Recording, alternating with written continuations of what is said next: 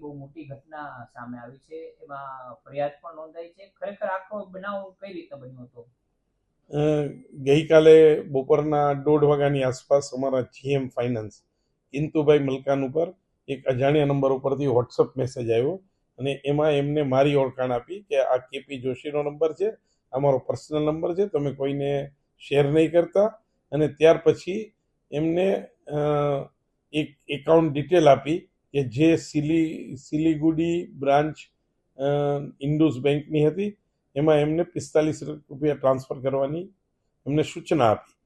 ત્યારે શ્રી મલકાને આ બાબતની મારી જોડે ખરાઈ કરવાની જરૂર હતી, કારણ કે આ પીજીવીસીએલના વેન્ડર પણ નહોતા અને આ પ્રકારની ભૂતકાળમાં પણ અમે કોઈ સૂચના નથી આપી અને આ પ્રકારની સૂચના આપવામાં પણ ના આવે.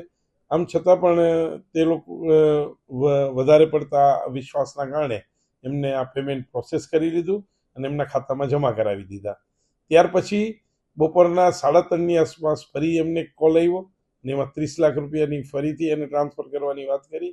આવા સમયે તેઓ મારી પાસે ખરાઈ કરવા આવતા મેં એમને જાણ કરી કે આવી કોઈ પણ પ્રકારનો મોબાઈલ નંબર હું વાપરતો નથી, આ મારો મોબાઈલ નંબર નથી, આ પ્રકારનો મેસેજ મેં કરેલ નથી. એટલે ત્વરિત એમને ખ્યાલ આવતા મેં એમને સૂચના આપી કે તમે સાયબર સેલમાં જાઓ અને ઇમિડિયેટલી આ પેમેન્ટ સ્ટોપ કરાવો અને પાછી એમાઉન્ટ મેળવવાની કાર્યવાહી કરો.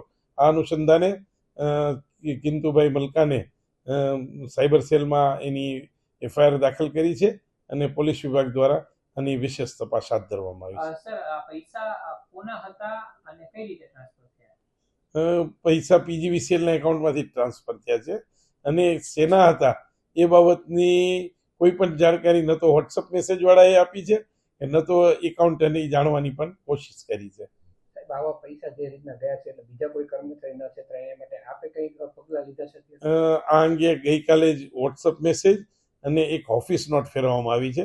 એમાં બહુ કડક સૂચના આપવામાં આવી છે કે કંપનીના એકાઉન્ટના નિયમોને આધીન જ કોઈ પ્રોસેસ કરવી, એમને વગર કોઈ પણ એકાઉન્ટની પેમેન્ટની કોઈ પ્રક્રિયા હાથ ના ધરવી અને આવા ફેક મેસેજ કે કોઈ ફ્રોડ પ્રકારની તમને સૂચના આપવામાં આવે તો કોઈ પણ સમયે સીધો મારો સંપર્ક કરવો.